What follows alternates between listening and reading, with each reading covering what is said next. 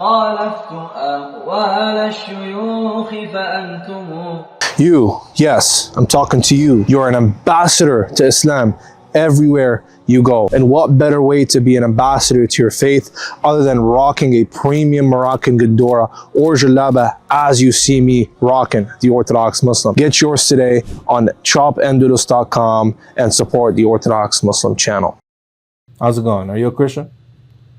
Yes. All right, how can I help you?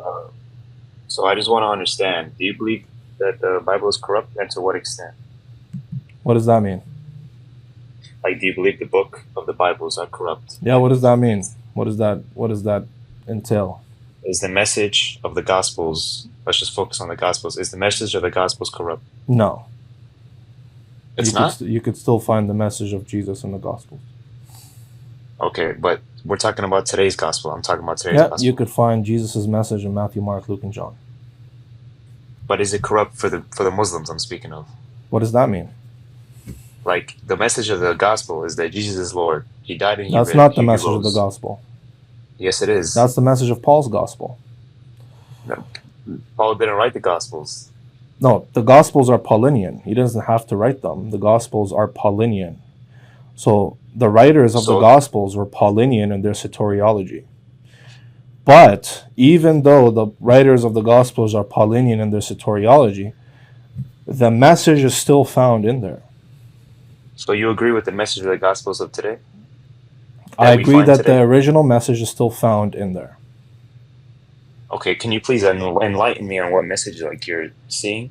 Yeah, it's the message that's found in Q, Matthew and Luke's source, that Jesus was an apocalyptic preacher who preached the kingdom of God to come. That soon the kingdom of God is about to intervene, and Daniel 2 and 7 are about to be fulfilled in Islam. To repent, he criticized the Pharisees. He abrogated some of the laws that the Pharisees made obligatory because of the traditions of their forefathers. Yeah, okay, that's the message.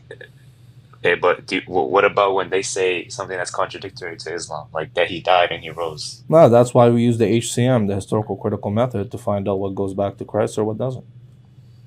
And so if the gospel does claim that, that means that it's corrupt in that aspect. Yeah, that means that the message early on, okay, so by the followers, I'm finishing. Thank you. By the followers of Paul was taken to be that Jesus died for the sins of mankind. I disagree. Okay, so can you please give me historical context of when the Bible, that message of the Bible was corrupt or when added? Paul became a Christian. What? So Paul added in that? Yep. Was Paul before the Quran? Yep. So then why does your Quran affirm the Gospels if Paul was the one who wrote them? Because there's enough truth in the Gospels to prove Islam and that the teachings of Christ are still preserved. So your God ignored all the corruption that Paul put in and instead focused on No, my God corrects the corruption that happens in there. How does he correct it if he says to judge by it? Because judging by it doesn't mean that he confirms it absolutely. Just like when Jesus said that the Pharisees and the teachers of the law sit on the seat of Moses, so be sure to do everything they tell you. Was he saying to follow the Pharisees in everything they teach? No, but we're speaking of your Quran though. Yeah, so and I'm giving an example. So answer the question. Are you to judge by everything the Pharisees teach? Don't go at something else, bro. It's not something else. We're on the same topic. I'm giving a counter example. Why did your God? Here's the manifesting and the panicking already, man. I'm not. These guys can't stop panicking. I just said it's not an absolute confirmation. It's a general confirmation. And the counter example of that is when Jesus says to judge by what the Pharisees teach, by everything they teach. Do you judge by what everything the Pharisees teach? Yes or no? No. All right. So why does he say everything? I mean, that's the first time I'm hearing that. Matthew 23, verse 1 to 3. Can you read it? Okay. No, I don't even. No, you're not going to read it? No, hold on. So I'll read it for you. The Pharisees and the teachers of the law sit on the seat of Moses. So be sure to do and observe everything they teach you, but do not do as they do, for they do not practice what they preach. But your Allah didn't say that. You see how he kind of like... My Allah says something that's even lesser than that. Jesus says do everything. The Quran doesn't say do everything. The Quran just says judge by the gospel. Where? He doesn't say everything. Could you in read the gospel. last verse, the last sentence of that verse? Observe everything they teach, but don't do as they do, for they do not practice what they preach. Okay, so he's not. So he's warning people about them. He's warning against their hypocrisy, but they teach. Your Allah didn't warn against the He corruption did. of the Bible. He Show warns against the Jews and the Christians' hypocrisy all the time. But he says... The book. We're speaking of the book. Yeah, the book. So follow and track. Does Jesus say, do everything the Pharisees teach? Mm-hmm. Do you do everything the Pharisees teach? I'm not, I don't know. You don't know? So does everything mean everything? Or does it not mean everything? Yeah, but he's also condemning them at the same time, though. He's condemning their works, not what they teach. He's saying what they teach is good. Sorry? Show me where your God. Well, we'll get to that. But before we get there, don't run away. Don't panic. Nah. Don't run away. So answer this before we get to textual corruption. Do you do everything the Pharisees teach? I don't know, bro. I don't know. That's not something I. You don't know? I don't even know what the Pharisees were. The Pharisees Jews? No, I'm not Jewish. The Pharisees were Jews who taught the Talmud, who taught the oral law. No. All right. The Talmud who says Jesus isn't burning in hell. No, that comes later. The Pharisees wouldn't have said that yet, so they would have said that later. But Jesus says, follow everything they teach. Did Jesus mean literally everything? Well, I mean, at the time it wasn't corrupt, though. What wasn't corrupt? Their teachings. Their teachings weren't corrupt at the time? Well, I mean, that's what Jesus is saying. But Jesus later on says that they do traditions of their forefathers. Right, but there has to be some. So did they corrupt the teaching? Them corrupting it, most likely. All right. So does he say follow everything or not follow everything? But you have to look at the timeline. If he said it beforehand and they went and corrupted afterwards, and then he condemned them afterwards, it makes sense. So he says. This happens after he condemns the tradition. Okay, show me where. Show me where. Nuh-uh. If you're speaking, listen. If Paul, listen. Let's take a look. Yeah, let's read it, man. No problem. You jump to the Pharisees because you can't. Okay, yeah. Let's compare the Pharisees. Let's read it. Nuh-uh. Nope. All right, here. Why do you?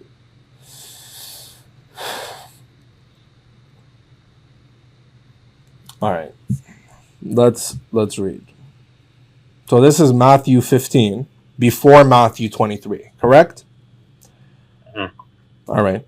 The Pharisees and the scribes asked him, "Why do your disciples not walk according to the tradition of the elders, but eat bread with unwashed hands?" All right. So they eat bread. They're supposed to wash their hands according to their law, to their interpretation of the law. You're supposed to wash your hands before you eat. Jesus says, why do you follow the tradition of your forefathers, of your elders, and neglect God's command? So he condemns their tradition. About 7-8 chapters later, he says to follow everything they teach. Does everything mean everything? Okay, but that's so little compared to what I'm like. All right, well, does everything mean everything? No, but you brought me a law. Does everything mean most things? Hold on. So let me get this straight. You brought me a law, and you compared it to the corruption of a whole book. Yeah, I don't believe the whole book is corruption. So can we? I know, but you said we agreed in the beginning that it was a little bit was corrupt. So can we? I didn't say a little bit either. If Paul, let me understand this. Did I say a little bit or all of it? Bro, if you prove me right, I'll take my shahada. Okay, did I say little bit or all of it? Or are you just putting words in my mouth? We agreed that a little bit of it was corrupt. I didn't say a little bit. So what do you believe, bro? Is it corrupt or not? It depends on what you mean. It depends on what you mean by the word corrupted. You said Paul corrupted it, right? Yeah, but it depends on what you mean. It depends on what you mean by the word corrupted. To any extent of what you believe. What does it mean? Just tell me what it means to be corrupted first. Does that mean changing text? I watch so many of your debates. You want definitions for every single. Of course, because I am very eloquent in what I say, and I have to be very concise. What do you want a definition of? So when you say corrupted, What are you talking about? What kind of corruption? I already spoke to you about this in the beginning. All right. So what? So let's just take a couple steps back. What does it mean to be corrupted? Corruption means to add or to take away from a central message of the book. Yes or no? From a central message or from the text? From the central message. From the central message. Yeah, I think people. So you think that the Bible is corrupted then? No, that's not my point. So Paul wasn't arguing. Just wait. Bro. So Paul wasn't arguing in the book of Galatians and Corinthians with people who changed and took a different gospel and were preaching a different gospel. Before we go to that, can I make my point? Just one sec. Were people preaching a different gospel in Paul's time? I'm not going to answer that because you're running away from from what I was trying to say 5 minutes ago. Can I just understand this logically? All right. So, if Paul were to have corrupted any what does it mean to be corrupted? Oh my God, bro! This is how you run away from people. I want to know what it means to be corrupted. We have to be very concise. This is reminding me of the GodLogic debate when you kept saying "bulu bulu bulu" right. When GodLogic said, "Please break that down for me, Father Lubiano. Can you stop? Please stop using letters. Break it down because can you please? I'm so stupid. I have a brick in my head. Can you please stop using letters? Remember that? At the end of the debate. Are you? So did you watch the debate? You admitted. No, I didn't watch 3 hour long. You didn't watch the debate. You admitted at the end that Jesus. So guys, I'm gonna prove to you that GodLogic fans are brain dead, right? They're bots, right? I'm gonna prove it now. He didn't watch the debate. So what was the debate about? What was the debate topic? It was Jesus' divinity. What was the topic? The Trinity. No, it wasn't. Yes, it was. It was not. I only watched the beginning. The topic was, is Jesus the Most High God according to the New Testament? Okay, that's the debate title. Said Jesus' divinity. And what did I argue in the first 2 minutes of my presentation? That they cannot be together. No. What was my thesis? Bro, I don't know. I just told you I didn't watch the So debate. how do you know I admitted anything if you don't know my thesis? Because, bro, I watched the end and it literally what's my thesis? Okay, can we go back to my argument? All right, so I just proved to you guys that GodLogic fans are literally brain dead, right? I'll tell you my thesis. I'll do you a favor that your GodLogic is not gonna do. I'm gonna do you one better. The thesis was what I was arguing. According to the New Testament in the early church, Jesus is a lower God. He's a lesser Yahweh. I argued that in the 2 minutes of my thesis and my presentation. I was defending that position. If I'm defending that position, there's nothing I'm conceding. That's the very position I'm arguing for. That's like a Christian coming up to me saying, I believe and I will argue that Jesus died and rose again. Oh my God, you conceded Jesus died and rose again? Guys, he conceded. He conceded Jesus died and rose again. Well, stupid, you're not conceding anything because that's the very position you're arguing for. So you can't concede a position you're arguing for. All right? So please don't embarrass yourself next time because there's a reason that debate went down how it went down. There's a reason Logic went into his little cave and said, I tried my best, guys. I tried my best. There's a reason Logic had to do so much damage control and go live with Nick and his masters and review the whole debate and find out old clips and review them to do damage control because he got stomped. He got tossed. Right? You're the one posting on your TikTok with sound effects as if you won the debate. But okay. How many clips did I post? Like 8 or 9 or 10. He posted only one clip. And he cut it out. he cut it out. At least I didn't cut out my clips. They were in the sections that I posted, they weren't cut out and edited. Right? He had to cut it out to make it seem like I'm saying Jesus is Yahweh. You want to go back? I'm just waiting. Yeah, but let's go back. Let's go. But just don't embarrass yourself next time. Sure. I didn't. Okay, so let me tell you something. So, in your book, right, your God confirms that the Gospels were once not corrupt. Yes. Yep. So I'm asking you, if Paul would have corrupted it and he came before your What book, does it mean and to your book corrupt? later on, oh my God, bro, oh my God. Can you please be concise and disambiguate with the terminology that you use? We went over it twice. You did. We did not. You use corrupt tell and you me keep what- equivocating on it. You tell me what it is, bro. All right. So when you say corrupt, maybe you're talking about a given text, and you're saying that you're moving away textually from the text or adding to the text. I don't think that's how Paul corrupted. The way that Paul corrupted is that he preached a different gospel from the gospel that Christ preached. And that gospel got traction and it became triumphant. It triumphed, right? But it was After the corrupt. destruction of the temple, Paul's gospel was orthodoxy. That's what I mean by corrupted. So if that would have happened, all that you just said, right? Would you believe it did? Why does your Quran not warn of this? It does. It says, Where? وَمَا قَتَلُوهُ وَمَا صَلَبُوهُ وَلَكِنْ شُبِّهَ لَهُمْ. It says they unalived him not, they crucified him not, but it was made to them to appear so. Paul says, if Jesus Christ didn't die, our faith is in vain. Okay, so but in the gospel it says Jesus died. So that means that Paul went into the gospels and specifically I put agree. those verses in there? I agree that no. Oh my God, no, dude. So listen, how did they appear in the gospel? bro? Understand. Okay. Jesus appeared to have died. People saw him die, wrote that he died, believed that he died.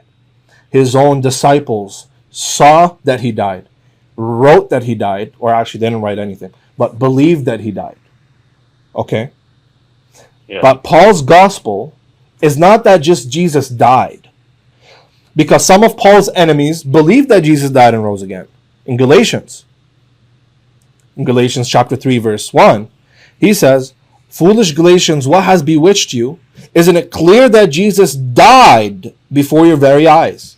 They believed that he died, but Paul's gospel is not just that he died. It's that he died for our sins, for our justification, our sanctification, so that you and I die with him and rise with him and become co-heirs with him in the God cosmic family. That's Paul's gospel. So just because early Christians thought that he died, it doesn't mean that early Christians were Paulinian. So if any message of him dying for our sins is in the gospel, that means somebody had to have corrupted the gospel.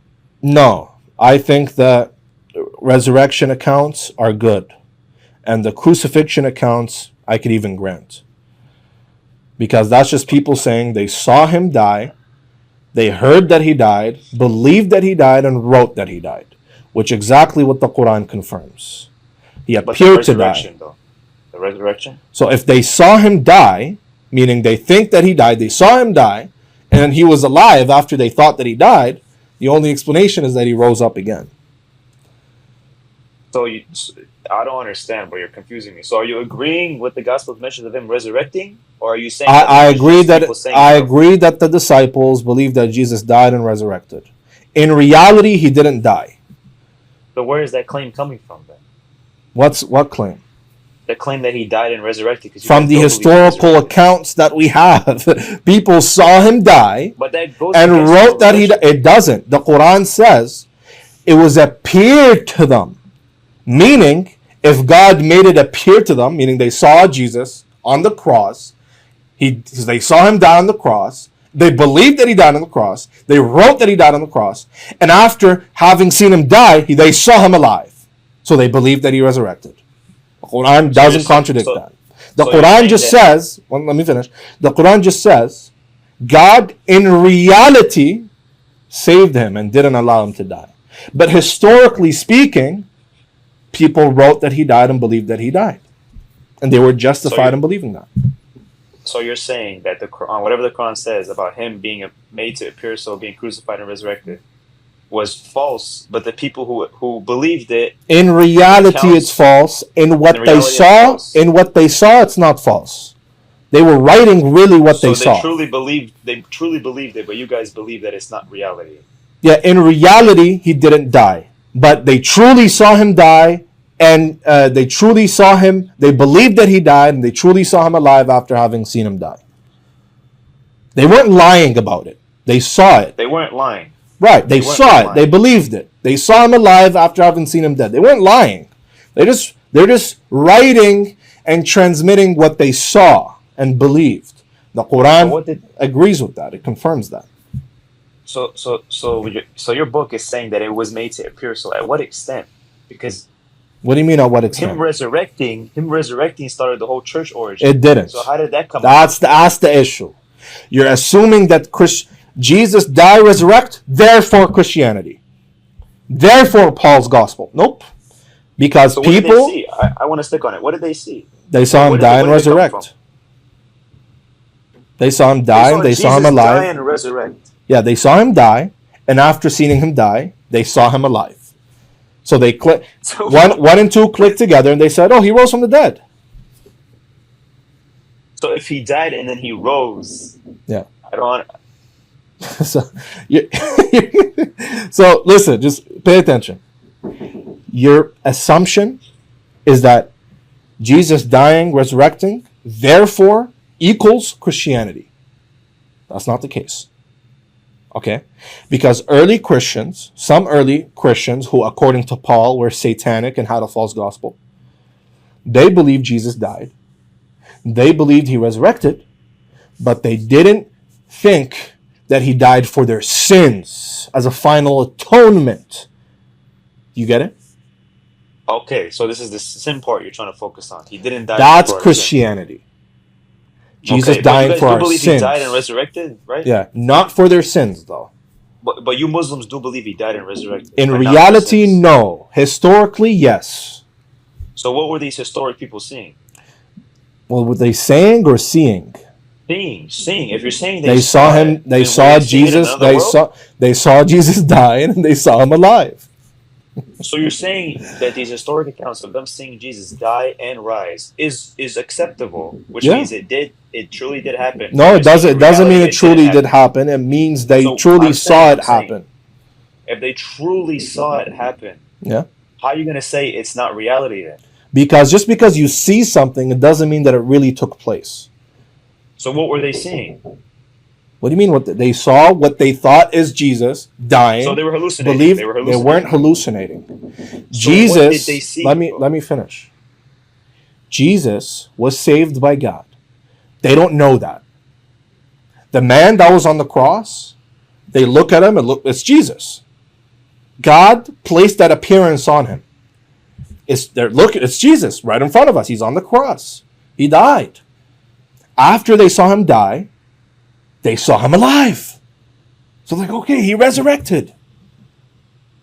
They didn't know, they don't have this information yet that God did this, that he really saved him. That information is only revealed divinely later, in the 7th century. You get it? But to the Muslims in the time of Jesus, they really thought Jesus died. They saw him die. They believed that he died. They transmitted that he died. Okay. So you get it? Well, one second. Somebody's just knocking the door. Hold on. Am I getting this right? He's saying that Jesus really did die and resurrect, but it didn't happen in reality. Am I going crazy, bro? The whole chat is making fun of me. Am I going crazy? Okay, I'm back. What did you say? Okay, so I just want to understand. So let's put religion aside. Just speak of the historic events. Let's say, so you believe truly, you believe that Jesus died and resurrected?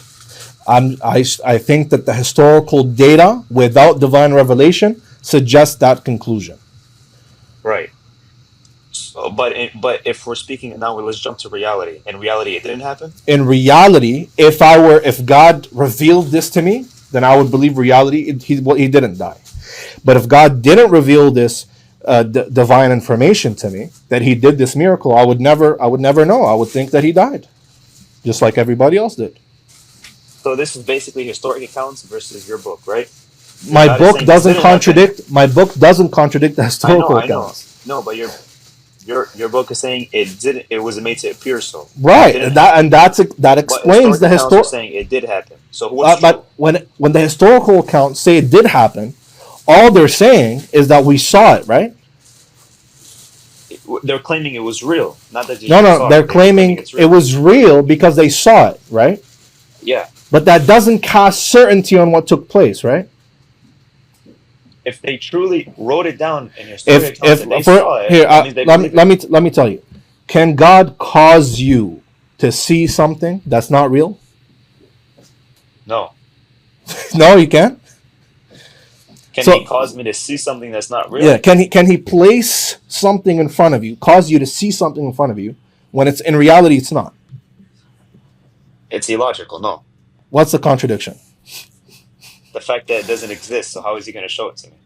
That's the point. He causes you to see it. It's a created effect in this example.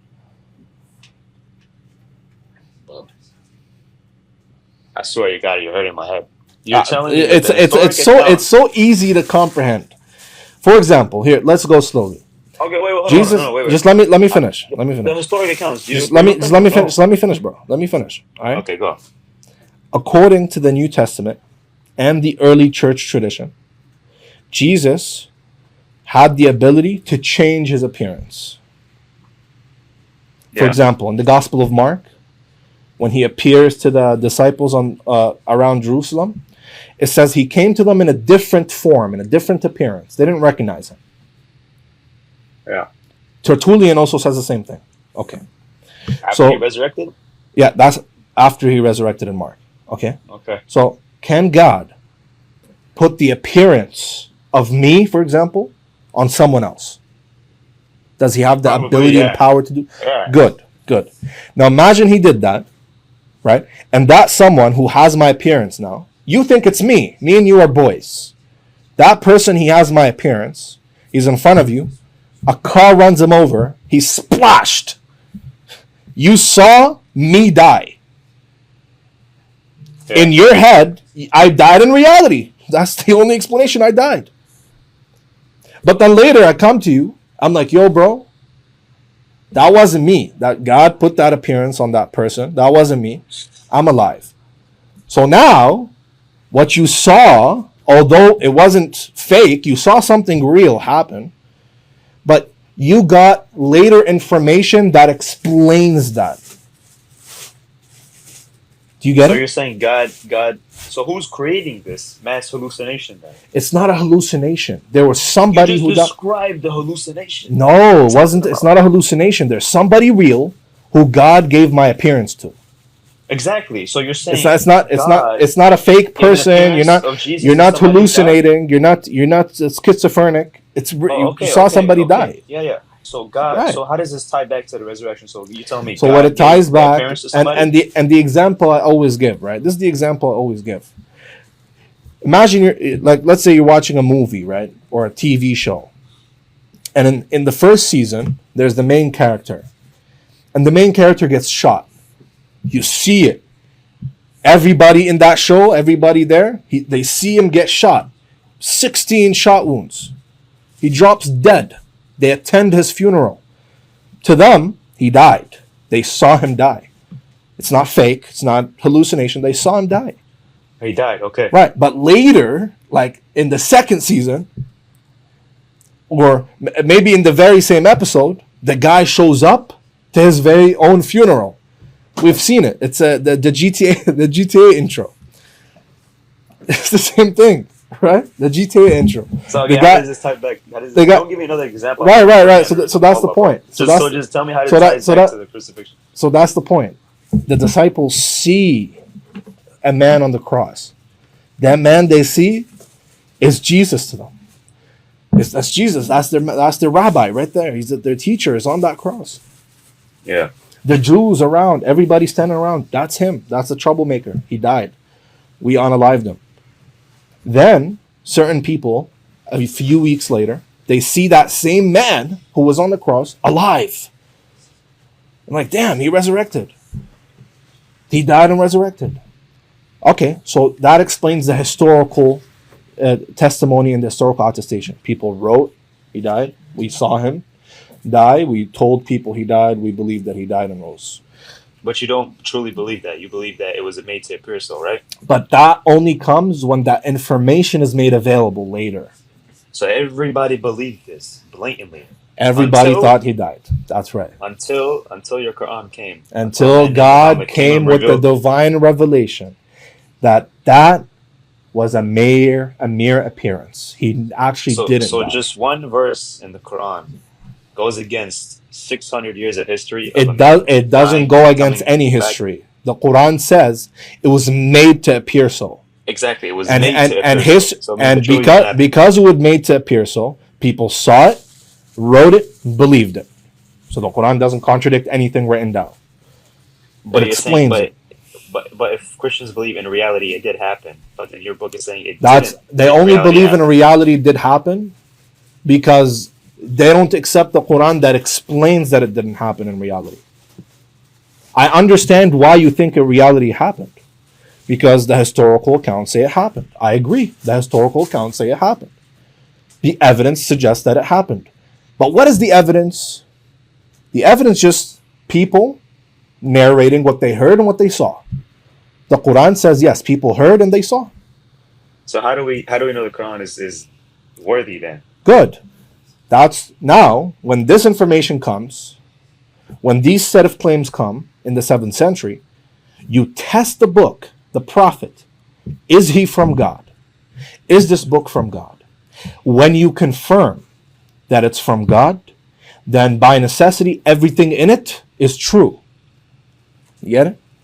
And when we do that, and we do that, and we establish the Prophet Muhammad is prophesied, he makes prophecies, he's a true prophet, he has upstanding, upright character, he establishes himself to be a prophet, he produces miracles. Now we know everything he says is true. And because everything he says is true, Jesus didn't really die. It's that simple. Okay. So what prophecy does your prophet have, though? In terms of being foreshadowed, or in terms of him prophesying the future? For you to prove that if you look at this man and he starts speaking in front of you, you're like, damn, he's a prophet. What's the best evidence? So you're looking for prophecies. Yeah. Yeah, so I don't know if you watch my channel, but I've been speaking about this recently. One example of hundreds. The prophet says in the 7th century, I don't know if you're good with history or not, but there will come a time upon the Muslims where they will descend upon low-lying ground, an area they will call Al-Basra, beside a river called the Tigris River, above which there is a bridge. It will have a numerous population, and it will be one of the capital cities of the Muslims. And the descendants of Keturah, with broad faces and small eyes, will come and descend, and they will attack and sack the Muslims. And the residents will split into 3 groups, X, Y, and so on and so forth. This takes place in 1258. The Mongols, with broad faces and small eyes, every detail is fulfilled to the T. Mongols, with broad faces and small eyes, from the Mongol Empire, attack the Muslims in the city of Baghdad from an area called Babul Basra, which there is a river called the Tigris, above which there's a bridge. And at that time, Baghdad was the most populated city in the world, surpassing over 1 million residents. How did the Prophet know that? When did this happen? What year? 1258, the sack of Baghdad. This is the end of the Islamic golden age. His own death? That's what I'm hearing. Forget that. No, you want to forget it because he predicts it, and then in the Hadith it shows that he died the same way. Well, we're not talking about that right now. Why are you mentioning different things right now? No, we'll get. We're talking about prophecy. We'll get to that. So I gave you. I understand what you said. All right, so I gave you this. Now I want you to engage with it. Okay, I understand. Maybe it did happen. Wow. Okay. Not just maybe. Let's go one by one. I'll grant you it. No, don't grant. I don't like you to. I don't want people to grant me anything. He predicted his death. I don't want you to grant me anything. Just wait. Okay. All right. A prophecy, in order for it to qualify to be a prophecy, it must be detailed. Yes. Yeah. Okay. It can't be. You could have just said it. It can't be vague. Let me finish. Can't be vague. It must be detailed. It must be confirmed to have been uttered before the claimed fulfillment. Yes? Yeah. Okay. And the details and the content can't be possible by probability derived from external socioeconomic or cultural factors. Meaning, maybe somebody is a war analyst. He studies wars and politics, and because of his experience and because of the certain socioeconomic, cultural, political factors, he makes an educated guess about what will happen. So you see it all the time. The definition of a prophecy, bro. I understand. Okay, good. Okay, good. I want to know if this prophecy fulfills these conditions. It's good, detailed, yes, not vague. I granted you. All right. So then the prophet makes a true prophet, right? Prophecy. Nice. Yes. But yes, I granted you. All right. Where do you get this information from? Okay, but did he also predict his own death? I don't know what you're talking about. If you want to bring it up, you can bring it up. When Allah said He was gonna slice something if He was a false prophet, yes, or if He was gonna lie or something like that. Is that okay? True? I know what you're talking about now. Yeah, sure. Yeah. What about? And then there's a hadith saying he died that same way, and Aisha's alive. He didn't die that same way. He described it to her. Yeah, he says I feel as if my aorta is being cut, not that his aorta is being cut. He could have said any other body part. Why did he say that? It's actually not the same body part even. There's two different words. By the way, the Quran says wateen. How nervous he's getting. The Quran, he won't have an explanation about it. I'm literally explaining it right now. Are you brain dead? Okay, please. So the Quran says al-wateen. The hadith says al-abhar. These two different things. That's number one. Number two, the Prophet says, I feel as if my abhar is being cut off. Not that my abhar is being cut off. If he really feels it, who are we to say he's not feeling it though? Huh? Who are we to say he's not feeling it if he truly says? Because he says, I feel as if my aorta is being cut off. Not that I feel my aorta is being cut off. So if I feel like my leg is being cut off. As if my leg is being cut off is different from your leg being cut off. But that makes it a strong possibility that it is true, right? No, it doesn't. How so? Because it's either your leg is being cut off or it's as if your leg is being cut off. As if is by nature comparative and analogous. It's analogy. It's language of analogy. Okay, so just because you said as if, we're just going to throw away him saying the actual word. He doesn't even say the word. I just told you. So what did the Quran says al-wateen, the hadith says al-abhar. So you see, you just ran away to this low tier argument from the prophecy. So it's just because I don't know Arabic, bro. You want me to define? Go fact check me. Go look at the transliteration. Okay, what do those words mean? The one in the Quran and the one in the hadith. They're two different body parts. They refer generally to the same area. Which one is the first? The Quran. I'm asking. Which one is the first? I'm not a scientist, dude. Go look it up. The Quran. The Arabic word. What do you mean science? The word is wateen in Arabic. What does that mean? Look it up. I'm sincerely asking. Look it up. You know what it means? Look it up. You don't know what it means? Look it up. Let's look it up together. You want to look it up together? Yeah. Go. All right, here. Let's look it up together. Do you know Arabic, bro? Like I'm asking you. No, I'm not a biologist. No. Are you a biologist? Dude, okay, I guess all people who know Arabic are biologists then. All right. I didn't know. Yeah. All right. Here we go. I woke up today and figured that out. Wateen and abhar. I'm gonna show you right now. The first word you brought up from the Quran. Yep, that's wateen. Okay. Here. So the wateen is the life artery of the vital blood vessel. Okay. Okay. Al-abhar is the arteries branching from the heart, particularly the major arteries or veins connected to the chest and neck region. So like I said, they refer generally to the same thing, but they're two different body parts. So it's an artery. Yeah. So one, like I said, one is the artery is being cut off. So one is the main artery that connects the heart to the body, and abhar is right here, the arteries branching from the heart. particularly the major arteries or veins connected to the chest or neck region. It's the same thing, bro. It's not. It's the same thing. It's not. But even if it was the same thing, like I told you, the hadith doesn't say that it's being cut off. But even if it is the same thing, yeah. So you're kind of leaning on that. It's very similar. Even if I told you it's similar, well, I already told you that they generally refer to the same thing, but specifically they're two different body parts. And even if they were the same exact body part, the hadith doesn't say what you want it to say. So just because it says as if, right? Even though it's a possibility that it truly did. No, it's not a possibility.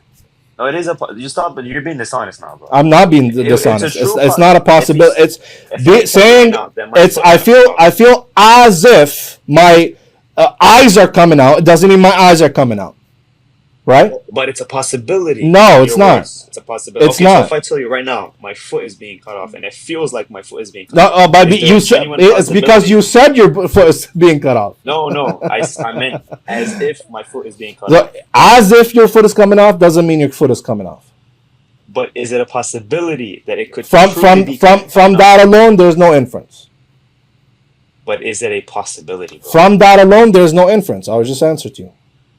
But is there a true possibility? Is there a true possibility is there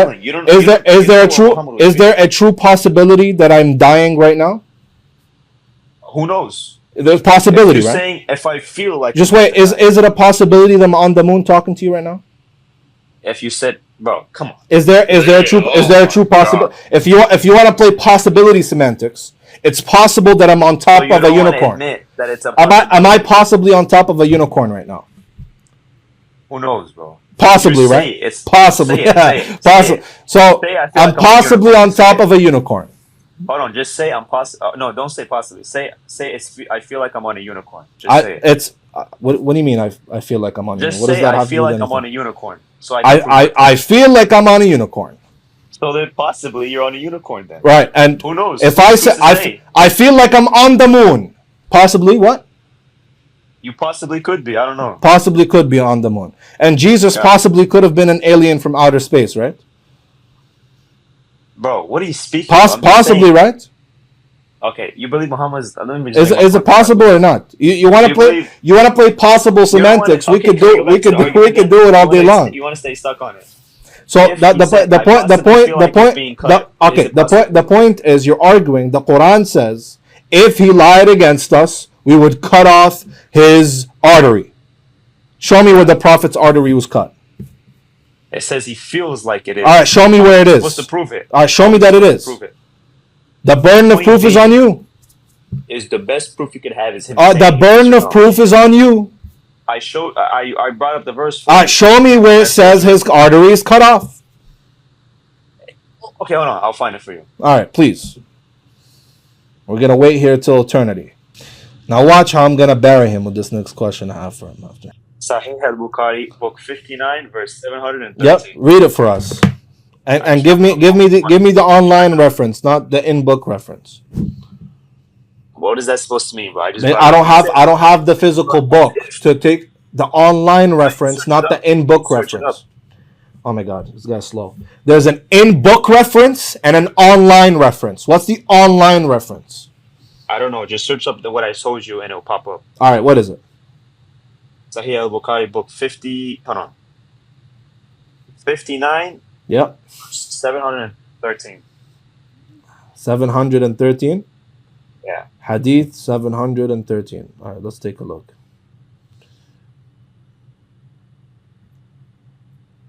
Here, it's the same thing we were just talking about. I feel as if my abhar is being cut off. Read the end. Just read the end. Okay, here. The Prophet ﷺ, in his ailment in which he died, used to say, "Oh Aisha, I still feel the pain caused by the food I ate at Khaybar, and at this time I feel as if my aorta is being cut off from that poison." So you're gonna say just because he says can you show me where his aorta is cut off?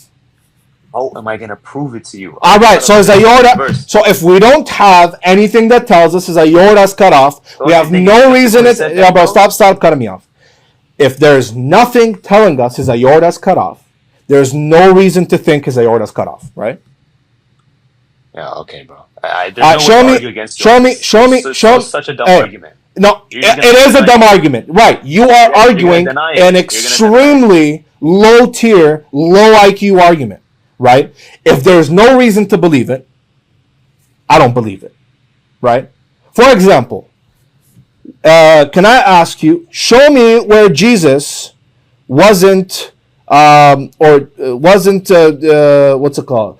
Didn't have his skin chopped off his body. Show me where Jesus didn't get his toes chopped off. This is implications because he didn't say it. Oh, okay. So if there's nothing that says it, we have no reason to believe it. There's nothing that says Jesus' toes were cut off. We don't have any reason to think his toes were cut off. So, is there anything in any historical literature, in any historical attestation, in the Quran or the Sunnah, anybody who said that the Prophet's aorta was cut off? Remember, if the aorta is cut off, that's instant death. Your aorta, if it's severed, instant death. The Prophet is on his deathbed. He's ill. So show me where his aorta was cut off and it was instant death. He just died right away, because that's what happens when your aorta is cut off. Now, you won't be able to. There's no reason to believe it. That's point number one. Point number two. When did the poison happen? The poison incident. When that Jewish woman was cooking for him. How many years before this hadith is that? I don't know. 4 years. If the Prophet was lying about Allah, why did... Remember, the food comes, it's poisoned. All right? The food comes, it's poisoned. His companion is with him. His companion eats and he eats. The companion drops dead immediately. He drops cold immediately. But he doesn't. Why? I don't know. He says as... Oh my God, I don't know. Why didn't God cut off his aorta right there and then? He's lying about God, right? Maybe God wanted him to live. Oh, he wanted him to live? So God conveniently wanted him to live until his message was fulfilled and finished. And then took away his life. Yeah, probably. Sounds like a true prophet to me. So God waited until the final sermon on Arafah, when Allah revealed the holy verse of the Quran. اليوم أكملت لكم دينكم وأتممت عليكم نعمتي ورضيت لكم الإسلام دينا. I think that's what it says. Today I have perfected your religion for you, and I fulfilled my how do I translate it? My ni'mati. How do you translate ni'mati? I'm losing it right now. My grace, my favor upon you. I have fulfilled my grace and my favor upon you, and I've chosen Islam as a religion for you. When that was revealed on that final sermon on Arafah, in front of 100,000 Muslims listening to the Prophet, and shortly after that he passed away. So God just waited until the false prophet made all his revelation, fulfilled the message, finished, conveyed everything, and then he chose to... Sounds like a failed God to me. Okay, if that's what you're positing. Me, bro. I want to take my shahada now. Say it for me. Are you playing around, dude? No, I want to. Come on. This guy's playing around, man. Why would I be playing around? Because you were just take my shahada. You were just saying the prophet is a false prophet, and now all of a sudden you want to take your shahada. I want to take shahada, man. I feel convinced of your pedophile prophet who married a 9-year-old, mounted her. You see? And then wanted to have sex with her, had diddy parties with her and her friends. Let's go, bro. Hey, bro, you see, let me tell you something right quick, bro. I feel sorry for you.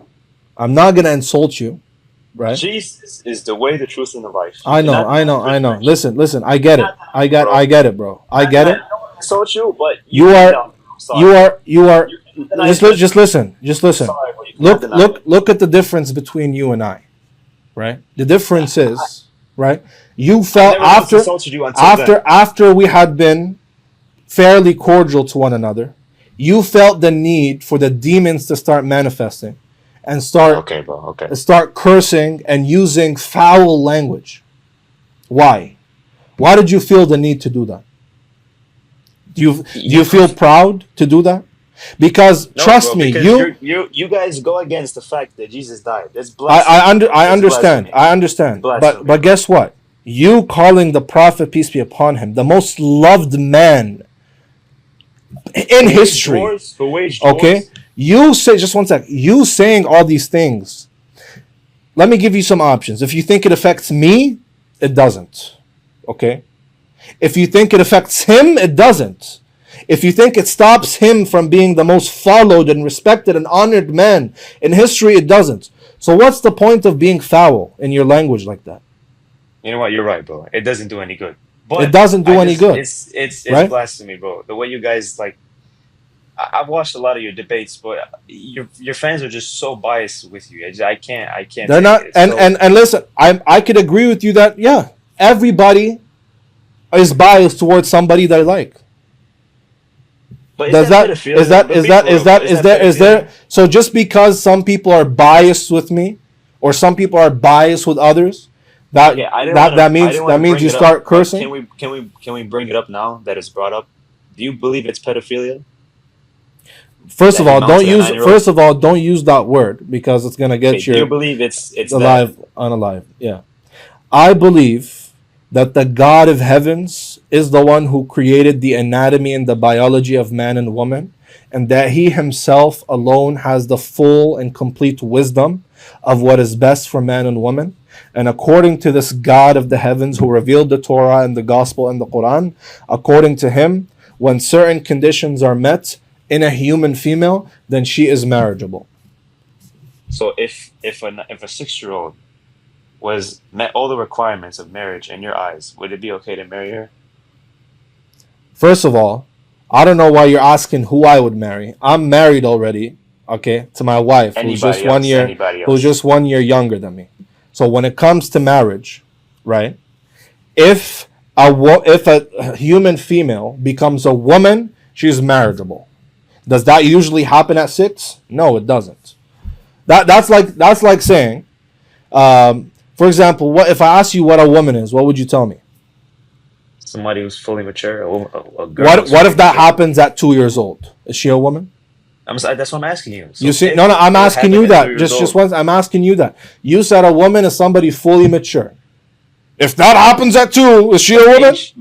Okay, but where did that's how you sound, right? That's how you sound. It instructed off maturity. So I'm asking you a straightforward question. Yeah. If a 6-year-old came and you saw all the attributes of her being fully mature and ready for marriage, would you? That doesn't usually happen. So how did it happen to Aisha? Aisha wasn't mature at 6. That's why the consummation didn't happen until 9. 9. Yeah. But he knew he was going to marry her when she was 6. That's just a marriage contract. Paul says there's no problem with that. Okay, but when it comes to her playing with the dolls, did you know that Paul says you could marry an underage girl as long as it's just marriage? I've never heard of that. In 1 Corinthians chapter 7, he says that. Okay, so let's forget just the marriage thing. Yeah. You actually mounting her, right? Bro, what is this foul Sam Shimon language, dude? Mounting, because come on, dude. You're a man of God. You're talking to me. I'm not disrespecting you. So why are you using this language? I'm not trying. Don't say mounting. Okay. Consummation. How else do you want me to say it? Consummation. How everybody else says it. Consummation. Would you think it would be okay if you saw somebody else do it? Because you said there's no problem as long as those conditions that are set by the Torah, by the Gospel, and the Quran are met. But she's 9. Yeah, Aisha was 9. No, I'm saying like a girl of today's age. That doesn't usually happen in today's age. So what about all the girls in Afghanistan, bro? What about the girls in Afghanistan? The ones that are being like, you know what I'm saying? There's a lot of girls at that age that, you know what I'm saying? That's just Western propaganda. So you tell me it doesn't happen? It probably happens everywhere in the world, in Christian countries, Muslim countries. Why did you single out Afghanistan? Not as much as Muslim countries like Jordan, Pakistan. First of all, Jordan is more developed than half of the Christian world. Okay, Second of all, why do you single out Muslim countries when Christian Africa has the highest rates of child marriage? Did you know that? Christian Africa. But it's Islam now. It's not. No. What country? Nigeria? So the top Ethiopia? part of Africa is Muslim. The bottom part of Africa is Christian. So the Islamic part is going to be sub-Saharan Africa. You have Mauritania. That's North Africa. You have Mauritania, Morocco, Algeria, Tunisia, Libya, Egypt, Sudan, Chad. Then you have Senegal. Then you have East. You have Ethiopia, Somalia. You have Eritrea. You have Djibouti. You have Uganda, Kenya. Okay. Then the bottom part, you have Congo. You have Nigeria. 50% of them are Christian. You have You have South Africa. You have all the other Burundi. All these other Zambia. All these nations are Christian nations, Christian majority nations, where most cases of child marriage happen there. Okay. So you wouldn't say, "Oh, Christianity." The point is this, okay? There's a socioeconomic factor. Wherever you have low development, poverty, okay, you have cases of child marriage. It has nothing to do with religion. Okay, so if somebody it has to do with socioeconomic factors. Okay, so if a Muslim brother like came up to you, right? Let's say you went to like Afghanistan or something. I'm just using this country as an example. I'm not singling it out. But let's just say Afghanistan, for example. You went there, you saw a Muslim brother with a 5-year-old bride, but he consummated her, or whatever the word was. Yeah, that's called child marriage. Because usually a 5-year-old today is not marriageable. And by the way, well, let's say it was met. That's like saying, oh, what if a 2-year-old is a woman? What if it's men? You're just saying you're given cases that are unlikely. My point being is like you're saying that age is not a factor as long as the requirements are met. No, sometimes age is a factor. Okay, but that goes into jurisprudence.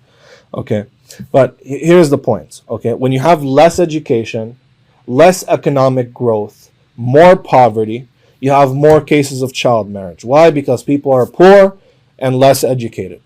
Okay, and sometimes fathers use their daughters to make money. That's the sad reality, and it happens everywhere. It doesn't just happen in Muslim countries.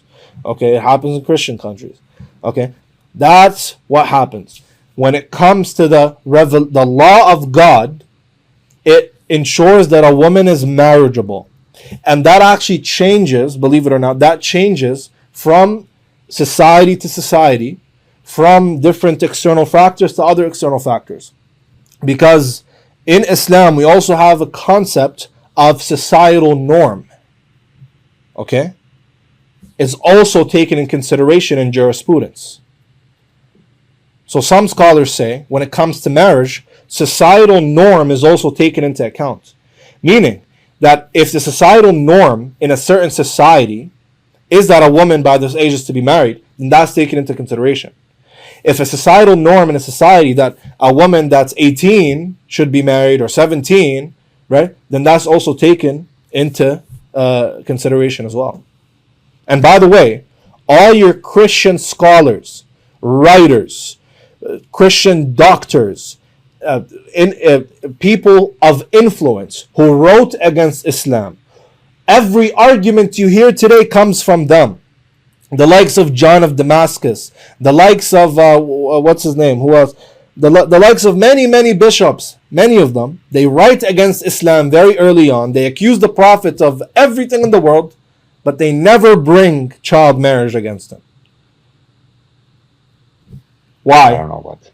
They never. The first time it's brought up is not a couple hundred years ago. So why is it that the most influential Christian writers who are against Islam never used this as propaganda against the Prophet? They wrote against Islam extensively. The Eastern Christians lived under Islam. Western Christians also interacted with Muslims. They never wrote against the Prophet. Why? Because it was church canon for a girl to be married at 12 in the West, in Europe. Okay, bro. Did you know that? Not. You're speaking of the like Jewish girls when they were 12. No, I'm talking about I'm talking about church canon law, the Catholic Church. Yeah. It's canon law for a girl to be married at 12 and a boy to be married at 14. And that was recently changed. Now a girl at 14 and a boy at 16. Okay, bro. Thomas Aquinas, Thomas Aquinas, the doctor of the Catholic Church, says that if a girl who's under 12 meets the conditions of marriage and maturity, she's okay to be consummated in marriage. He says this in his Summa. But that's still wrong, bro. Like, come on, that's not. So the Catholic Church was wrong for 2,000 years. Like, if you see a young girl, these are liberal arguments, dude. These are liberal arguments. We don't believe in child marriage. We think that only marriageable women who meet the criteria of marriage are to be married. These arguments suck. You know that, right? They suck. That's why nobody who actually has a name in academia argues this against Islam. Nobody. It's just low tier liberal secular apologists like Michael Jones. He might as well just be an atheist. All right? Jews don't have a problem with this. Historic Christians don't have a problem with this. Muslims don't have a problem with this. You know who has a problem with this? Blue-haired Starbucks girls and Michael Jones from Inspiring Philosophy. And Charlie Kirk. And nobody else is talking about a problem with this. So you choose. You want to be on the side of religious people, or you want to be on the side of Charlie Kirk? No, I know. But do you believe Christians go to hell when they die? Yeah, as long as they receive the message, they go to hell. Like from Christianity. If a Christian would have died Christian. Yeah, they're going to hell, yeah.